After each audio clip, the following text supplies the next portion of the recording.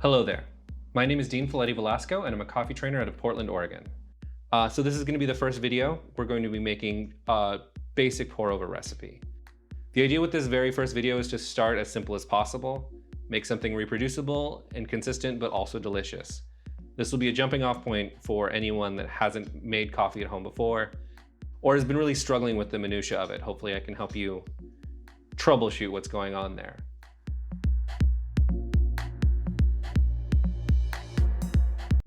For the purposes of this video, you're going to need a scale.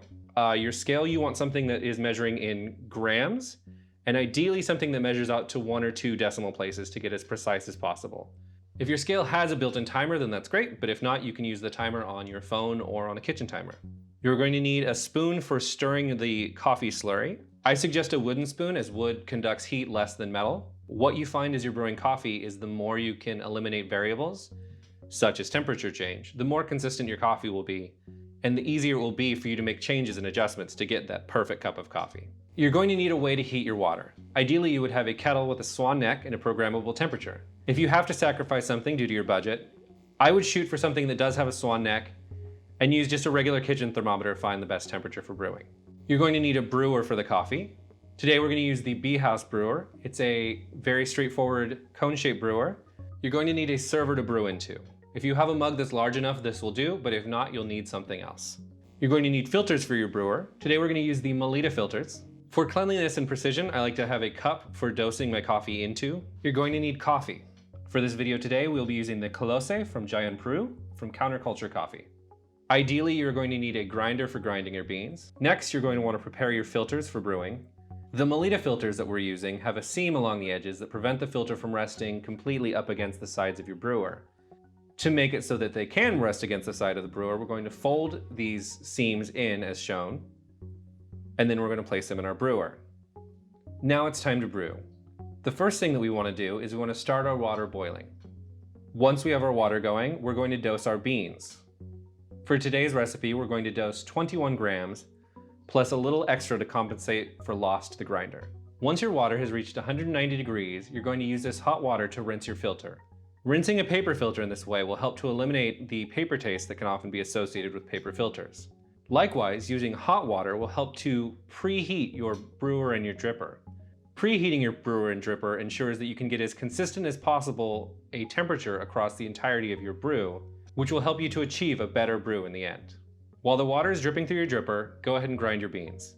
You want to take 3 or 4 beans and grind them through your grinder first, then dispose of them. This is going to help purge any old beans that might be caught in your grinder from the last time you ground coffee.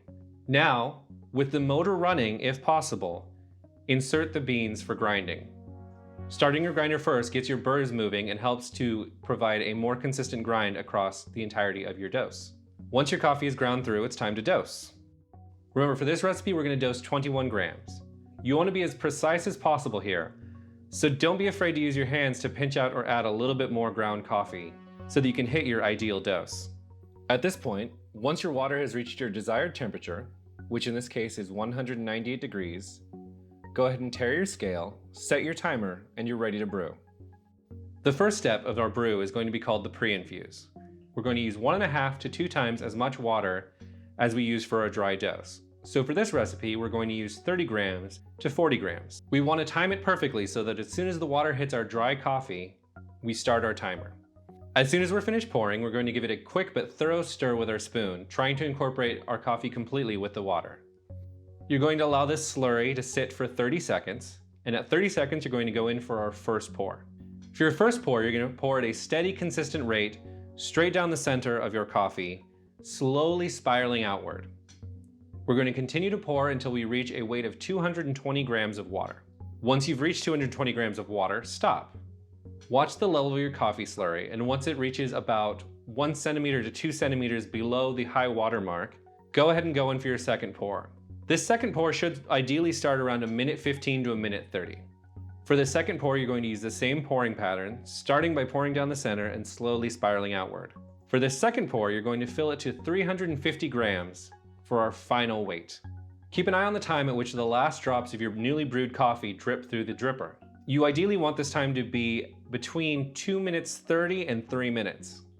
If your brew finishes faster than this and you've done everything else correctly, on your next brew, go ahead and fine up your grind to slow everything down. If your brew takes longer than this and you feel like you've done everything correctly, coarsen your grind. This will help to speed up your brew. Once you get your coffee into this 2.5 to 3 minute range, you should be getting something that's pretty drinkable. The next step is going to be to really dial in your final brew. You want to start dialing in your brew by making smaller grind adjustments and then tasting the yield and comparing it to what you've brewed before. If it's getting better, you're on the right track. If it's not getting better, you're not on the right track. Take special note of what this does to the flavor of your coffee. What does a finer grind do? What does a coarser grind do? We'll talk about this hopefully in future videos, but for right now, this is a great place for you to learn for yourself and experiment. When making these grind adjustments, try to keep your dose and your yield as consistent as possible. Always weigh out the same amount of coffee. Always weigh out the same amount of water. Only adjust the grind. So that if you get any improvements or any changes, you know that they came from your grind adjustments and not from some other outlying factor. Once you feel like you've done the best you can using grind adjustments, then start adjusting dose. Adjust your dose of ground coffee up and down by 1 or 2 grams and see what result this has on the final cup.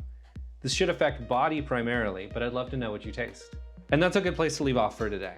Please don't hesitate to reach out if you have any questions, if there's anything that you wanted clarification on that I said, or anything that you'd like to see in future videos. I have a couple ideas for future videos. I'd like to get into tasting a little bit. I'd like to get into some pro tips for this recipe, and I'd like to get into other brewing methods. There's a couple other brewing methods that I have recipes that I feel pretty good about that I'd like to share with you. Thank you for watching this video, and I'll see you next time. Thank you.